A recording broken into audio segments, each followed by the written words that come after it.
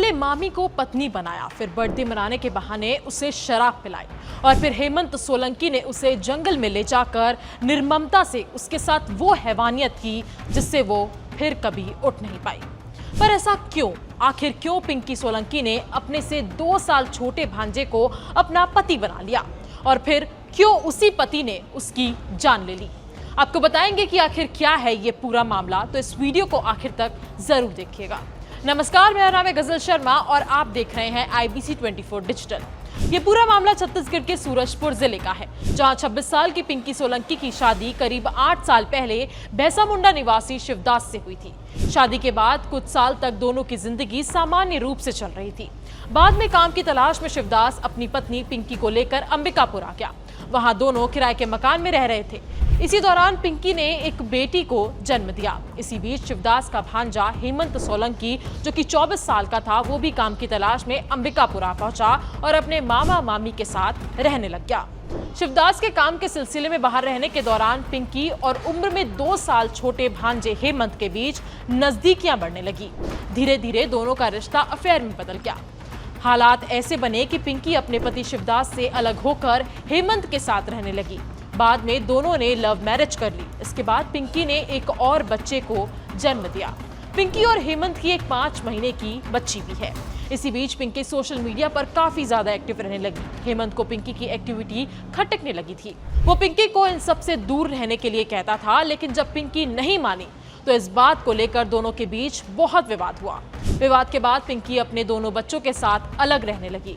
इस बात से नाराज हेमंत ने उसे रास्ते से हटाने का मन बना लिया। करीब 2 महीने पहले ही उसने पिंकी की हत्या की साजिश रची।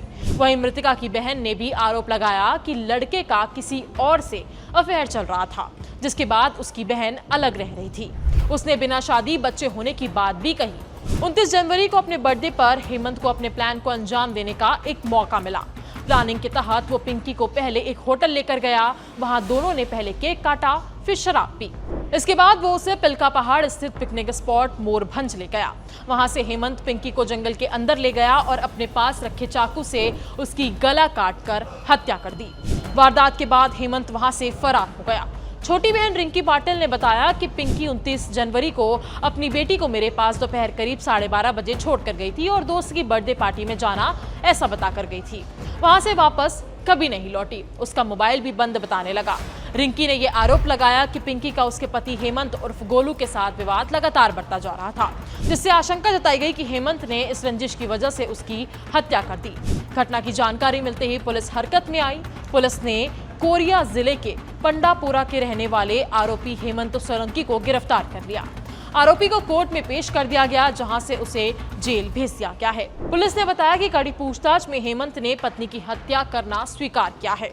हेमंत सोलंकी ने बताया कि उसने पिंकी सोलंकी को बर्थडे सेलिब्रेट करने के लिए बुलाया था। दोनों अंबिकापुर में मिले और एक होटल में नाश्ता किया।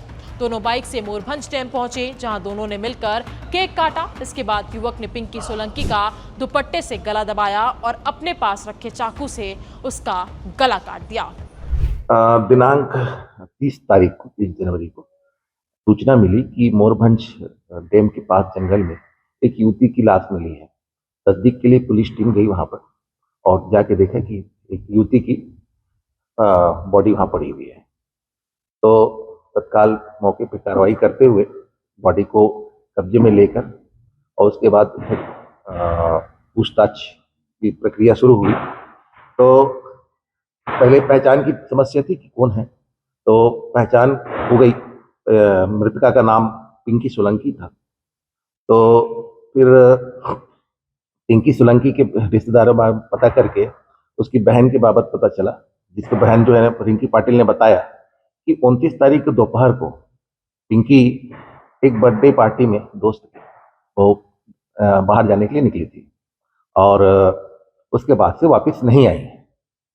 आगे पुलिस ने जांच का दायरा बढ़ाया और उसमें पता चला कि वो अपने एक फ्रेंड के साथ काफ़ी समय से लिव इन रिलेशनशिप में थी, लेकिन फिलहाल उससे भी अलग रह रही थी। तो उसके जो साथी को, जिसका नाम हेमंत है, उससे कड़ाई से पूछताछ की गई। तो उसने बताया कि वो जो है अपना बर्थडे मनाने के लिए उसको बुलाया था और उसको मोरभंज डैम के पास ले गया वहाँ पर उन्होंने केक भी काटा और उसके बाद पहले स्टॉल से उसका गला दबा दिया और फिर एक धारदार हथियार से जो है उसकी हत्या कर दी। क्या वजह रही सर हत्या करने की और कैसे आरोपी ने पूरी इस घटना को अंजाम दिया, क्या चीज से हमला किया? और जानकारी ये मिल रही है कि उन्होंने शराब भी पिया था। हाँ, शराब पीने की भी बात आई है और वो उसके चरित्र पे शंका करता था, इसी ईर्ष्यावश उसने उसकी हत्या कर दी। तो इस पूरे मामले को लेकर आपकी क्या राय है? क्या कार्रवाई होनी चाहिए? हमें कमेंट करके अपनी राय जरूर बताएं।